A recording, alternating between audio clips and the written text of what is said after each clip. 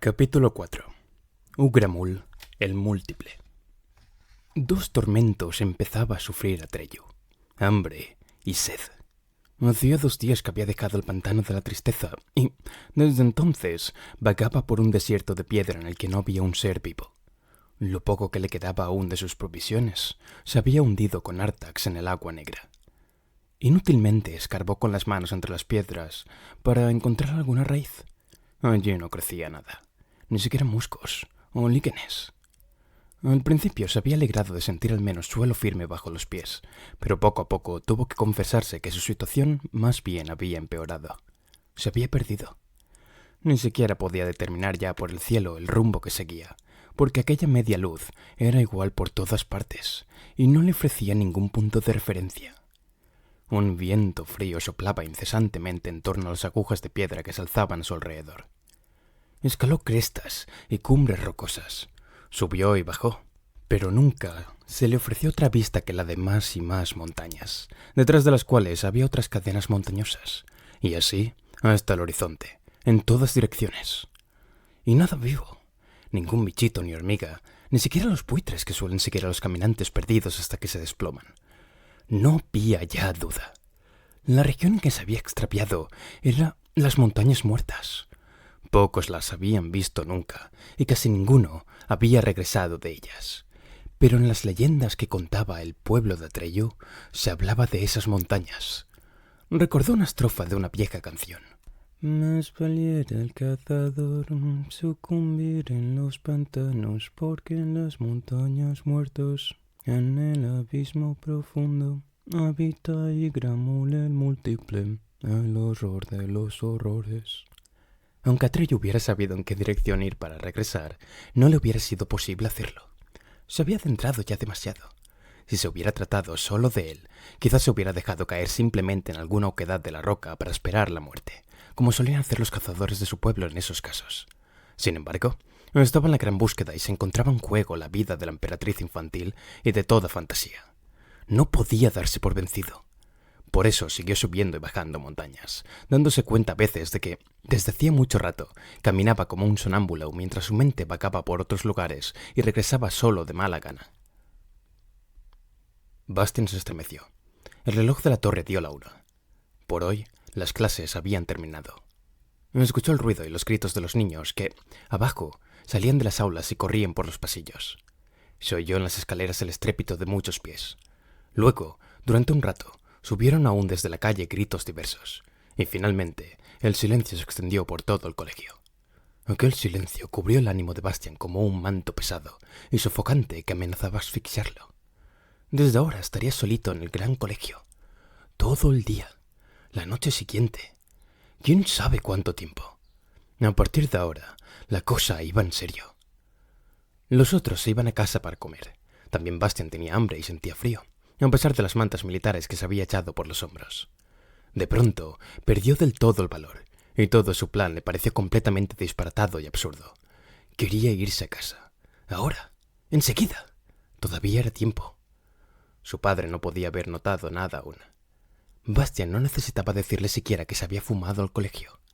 Naturalmente, alguna vez lo sabría, pero hasta entonces pasaría tiempo. ¿El asunto del libro robado? Sí. También tendría que confesarlo alguna vez. Su padre lo encajaría a fin de cuentas lo mismo que había encajado todas las decepciones que Bastian le había causado. No había razón para tenerle miedo. Probablemente iría a ver al señor Coreander sin decir nada y lo arreglaría todo. Bastian cogía ya el libro de color cobre para meterlo en la cartera, pero se detuvo. No, dijo de pronto en voz alta, en el silencio del desván. Atreyu no renunciaría tan rápidamente. Solo porque las cosas fueron un poco difíciles. Lo que he empezado tengo que acabarlo. He ido ya demasiado lejos para volverme atrás. Solo puedo seguir adelante, pase lo que pase. Se sintió muy solo y, sin embargo, en ese sentimiento había también algo así como orgullo. Orgullo de haber sido fuerte y no haber renunciado a su intento. Después de todo, se parecía un poquitín a Atreyu. Había llegado el momento en que Atreyu no podía realmente seguir adelante. Ante él se abría el abismo profundo. El espanto grandioso de aquella vista no puede describirse con palabras. A través de la región de las montañas muertas, la tierra se abría en una brecha que tendría quizá media milla de anchura. Su profundidad no podía determinarse. Atreyu estaba al borde de un saliente rocoso y miró hacia abajo, a las tinieblas, que parecían llegar hasta el fondo mismo de la tierra. Cogió una piedra del tamaño de su cabeza que había cerca y la lanzó tan lejos como pudo. La piedra cayó, cayó y cayó, hasta que se la tragó la oscuridad. Atreyu escuchó, pero, aunque esperó largo tiempo, el ruido del impacto no llegó a sus oídos. Y entonces hizo lo único que podía hacer. Comenzó a andar por el borde del abismo profundo. Sin embargo, estaba preparado para hacer frente en cualquier momento a aquel horror de los horrores del que hablaba la vieja canción. No sabía de qué clase de criatura podía tratarse. Solo sabía que se llamaba Ygramul. El abismo profundo discurría en línea quebrada a través del desierto de montañas y, naturalmente, en su borde no había ningún camino, sino que también allí se alzaban torres de piedra que Atreyu tenía que escalar y que, a veces, vacilaban peligrosamente bajo sus pies. Se atravesaban en su camino gigantescos peñascos que tenía que rodear trabajosamente, o había pendientes de piedras sueltas que se precipitaban hacia la brecha, poniéndose en movimiento cuando él pasaba. Más de una vez estuvo a punto de despeñarse. Si hubiera sabido que un perseguidor seguía sus huellas aproximándose de hora en hora, quizás se hubiera dejado arrastrar a hacer algo irreflexivo que, en aquel camino difícil, hubiera podido costarle caro. Se trataba de aquel ser de las tinieblas que lo perseguía desde que salió. Entretanto, la figura del ser se había espesado tanto que podían distinguirse claramente sus contornos. Era un lobo, negro como la pez y grande como un buey. Con el hocico pegado al suelo, trotaba sobre la pista de Atreyu a través del desierto de piedra de las montañas muertas. Le sobresalía mucho la lengua de la boca y llevaba los belfos retraídos, de forma que podían verse sus terribles dientes. El olor fresco le decía que solo unas millas lo separaban de su víctima, y esa distancia disminuía sin cesar. Pero Atreyu nada sabía de su perseguidor y buscaba su camino cauta y lentamente. Cuando estaba en una estrecha caverna que atravesaba un macizo de roca como si fuera una especie de tubo curvado, oyó de pronto un estruendo que no se parecía a ningún ruido que hubiera oído jamás. Era un rugir, y un bramar, y un resonar, y, al mismo tiempo, Atreyu sintió que toda la roca en que estaba se movía, y oyó los bloques de piedra que, fuera, caían con estrépito por las laderas de la montaña. Esperó un poco para ver si cedía el terremoto, o lo que fuera, y, cuando por fin cesó, continuó arrastrándose, llegó por fin a la salida y asomó con precaución la cabeza. Y entonces vio esto. Sobre las tinieblas del abismo profundo, de un borde a otro colgaba una monstruosa tela de araña. Y en los pegajosos hilos de aquella red, gruesos como maromas, se retorcía un gran dragón blanco de la suerte, sacudiendo la cola y las garras y enredándose, sin embargo, cada vez más desesperadamente.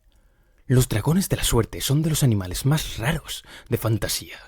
No se parecen en nada a los dragones corrientes ni a los célebres que, como serpientes enormes y asquerosas, viven en las profundas entrañas de la tierra, apestan y vigilan algún tesoro real o imaginario. Estos engendros del caos son casi siempre perversos o huraños. Tienen alas parecidas a las de los murciélagos, con las que pueden remontarse en el aire ruidosa y pesadamente, y escupen fuego y humo. En cambio, los dragones de la suerte son criaturas del aire y del buen tiempo, de una alegría desenfrenada y, a pesar de su colosal tamaño, ligeros como una nubecilla de verano. Por eso, no necesitan alas para volar. Nadan por los aires del cielo lo mismo que los peces en el agua. Desde tierra parecen relámpagos lentos, y lo más maravilloso en ellos es su canto. Su voz es como el repicar de una gran campana y, cuando hablan en voz baja, es como si se oyera el sonido de esa campana a la distancia. Quien escucha alguna vez su canto no lo olvida en la vida y sigue hablando de él a sus nietos. Pero el dragón de la suerte que Atreyu veía ahora no se encontraba en una situación en que tuviera ganas de cantar. Su cuerpo largo y flexible, cuyas escamas de color madreperla brillaban rosadas y blancas, colgaba retorcido y preso en la enorme tela de araña. Las largas barbas del hocico del animal, su abundante melena y los flecos de su cola y de sus miembros estaban enredados en las cuerdas pegajosas, de forma que apenas podía moverse. Solo sus globos oculares de color rubí en medio de su cabeza, parecida a la de un león, brillaban indicando que aún estaba vivo. Aquel soberbio animal sangraba por muchas heridas, porque había algo más, algo gigantesco que, una vez y otra, se precipitaba con la velocidad del rayo sobre el cuerpo del blanco dragón, como una nube negra que cambiara de forma sin cesar. Tan pronto parecía una araña gigante de grandes patas, muchos ojos ardientes y un grueso cuerpo cubierto por una maleza enmarañada de pelos negros, como se convertía en una gran mano de largas garras que intentaba aplastar al dragón de la suerte, y al momento siguiente se transformaba en un gigantesco escorpión negro que, con su aguijón venenoso, atacaba a su pobre víctima. La pelea entre aquellos dos seres formidables era espantosa. El dragón de la suerte se defendía aún, escupiendo un fuego azul que chamuscaba las cerdas de aquella criatura en forma de nube. El humo brotaba y formaba remolinos de vapor en la brecha rocosa. El hedor casi impedía a Atreyu respirar. Una vez, el dragón de la suerte logró incluso morder una de las largas patas de su adversario. Sin embargo, el miembro seccionado no cayó en las profundidades del abismo, sino que se movió un momento en el aire por sí solo y volvió luego a su lugar original, uniéndose otra vez al oscuro cuerpo de forma de nube. Y así ocurría siempre. Cada vez que el dragón agarraba uno de los miembros entre sus dientes, parecía morder en el vacío. Solo entonces se dio cuenta Atreyu de algo que antes no había notado. Aquella criatura horripilante no era un solo cuerpo sólido, sino que se componía de innumerables insectos de un azul acerado, que zumbaban como avispones furiosos y, en enjambre espeso, adoptando siempre nuevas formas. Era Yggdrasil, y ahora sabía Atreyu por qué lo llamaban el Múltiple. Atreyu salió de un salto de su escondite, cogió la alhaja que llevaba al pecho y gritó, tan fuerte como pudo: «¡Alto! ¡En nombre de la emperatriz infantil! ¡Alto!». Sin embargo, en medio del rugir y jadear de aquellas criaturas que luchaban, su voz se perdió. Apenas pudo oírla él mismo. Sin pensarlo, corrió por las pegajosas maromas de la red hacia los combatientes. La red vibraba bajo sus pies. Perdió el equilibrio, cayó entre las mallas, se quedó colgando solo de las manos sobre la profundidad tenebrosa, logró subirse de nuevo, se quedó pegado, se libró otra vez y siguió adelante. Yggdrasil se dio cuenta de pronto de que algo se le acercaba. Se dio la vuelta con la rapidez de un relámpago, y su aspecto era horrible. Ahora era solo un rostro gigantesco de color azul acerado, con un único ojo sobre la base de la nariz que, con su pupila vertical de una malignidad inimaginable, miraba fijamente a Atreyu. Bastian lanzó una pequeña exclamación de horror. Un grito de horror resonó en la garganta, rebotando de un lado a otro como un eco. Yggdrasil movió su ojo hacia la izquierda y la derecha para ver si llegaba algún otro, porque el muchacho que estaba ante él, como paralizado de espanto, no podía haber sido. Pero no había nadie más. ¿No habrá sido mi grito lo que ha oído?, pensó Bastian profundamente preocupado. No es posible. Y entonces oyó Atreyu la voz de Yggdrasil. Era una voz muy aguda y un tanto ronca, que no concordaba en absoluto con su rostro gigantesco. Además, su boca no se movía al hablar. Era el zumbido de un enorme enjambre de avispones que formaba palabras. Un bípedo, le oyó decir Atreyu. Después de tanto pasar hambre, unos bocados exquisitos. Es un día de suerte para Yggdrasil. Atreyu tuvo que hacer acopio de todas sus fuerzas. Sostuvo el esplendor ante el único ojo del monstruo y le preguntó: ¿Conocéis este signo? Acércate, bípedo, zumbó el coro de muchas voces. Yggdrasil no se ve muy bien. Atreyu dio otro paso hacia el rostro. Yggdrasil abría ahora la boca. En lugar de lengua, tenía innumerables antenas, pinzas y tentáculos. Más cerca, zumbó el enjambre. Atreyu dio otro paso adelante, quedando tan cerca del rostro que ahora podía ver claramente los incontables seres distintos de color azul acerado que revoloteaban en confusión. Y, sin embargo, aquel horrible rostro permanecía totalmente inmóvil. «Soy Atreyu», dijo, «y cumplo una misión de la emperatriz infantil». «En mal momento llegas», respondió el colérico zumbido tras una pausa. «¿Qué quieres de Yggdrasil? Como ves, está muy ocupado». «Quiero ese dragón de la suerte», respondió Atreyu. «Dámelo». «¿Para qué lo quieres, bípedo Atreyu?» «He perdido mi caballo en el pantano de la tristeza. Tengo que ir al oráculo del sur, porque solo Uyulala puede decirme quién es capaz de dar un nuevo nombre a la emperatriz infantil. Si no recibe ese nombre, morirá y, con ella, toda fantasía. También vosotros, Yggdrasil, a quienes llaman el Múltiple». Llegó desde el rostro como un sonido prolongado. Esa es la razón de que haya esos lugares donde no queda nada. Sí, replicó Atreyu. Así que también vosotros lo sabéis, Ygramul. Sin embargo, el oráculo del sur está demasiado lejos para que yo pueda llegar a él en el tiempo que dure mi vida. Por eso os pido el dragón de la suerte. Si me lleva por los aires, quizá pueda llegar aún a mi destino. En el enjambre revoloteante que formaba el rostro se pudo oír algo que podía ser una risa ahogada de muchas voces. Te equivocas, bípedo Atreyu. Nada sabemos del oráculo del sur ni de Uyulala, pero sabemos que ese dragón no puede llevarte ya.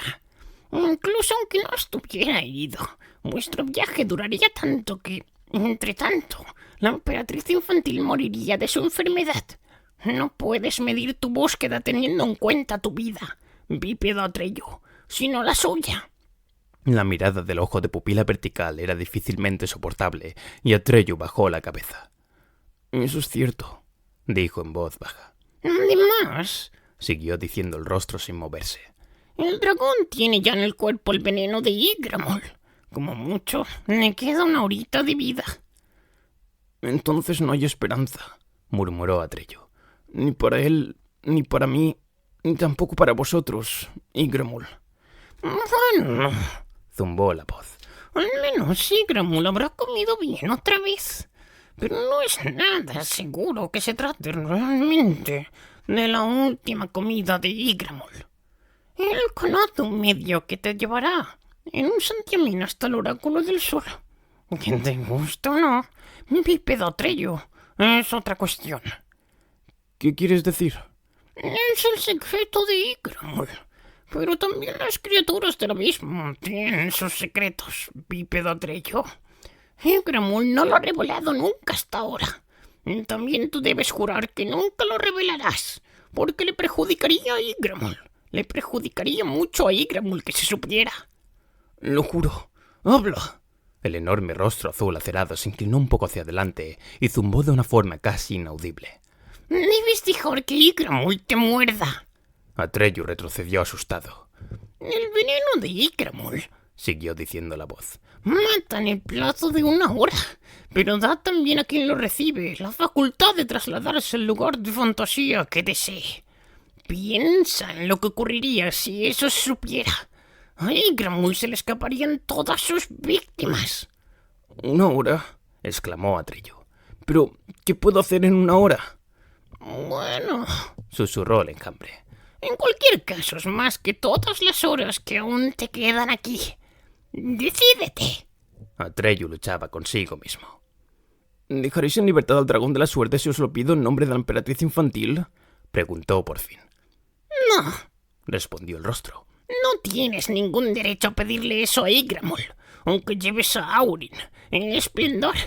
La emperatriz infantil permite que todos seamos como somos. Por eso también Ygramul se inclina ante su signo, y tú lo sabes muy bien. Atreyu seguía teniendo la cabeza baja. Lo que Ygramul decía era verdad. Así pues, no podía salvar al dragón de la suerte. Sus propios deseos no contaban. Se irguió y dijo: «Haz lo que me has propuesto». Con la rapidez del relámpago, la nube azul acerada cayó sobre él, rodeándolo por todas partes. Atreyu sintió un furioso dolor en el hombro izquierdo y solo pensó: «Oráculo del sur». Luego la vista se le nubló. Cuando, poco después, el lobo llegó a aquel lugar, vio la enorme tela de araña, pero nadie más. El rastro que había seguido hasta entonces se interrumpía bruscamente y, a pesar de todos sus esfuerzos, no pudo volver a encontrarlo. Bastian se interrumpió. Se sentía mal, como si él mismo tuviera el veneno de Ygramul en el cuerpo. «Gracias a Dios», dijo para sí en voz baja, «que no estoy en fantasía. Esos monstruos, por suerte, no existen en la realidad. Al fin y al cabo, se trata solo de una historia». Pero, ¿de verdad era solo una historia? ¿Cómo era posible entonces que Ygramul, y probablemente también Atreyu, hubiera oído el grito de espanto de Bastian? Poco a poco, aquel libro empezaba a resultarle siniestro.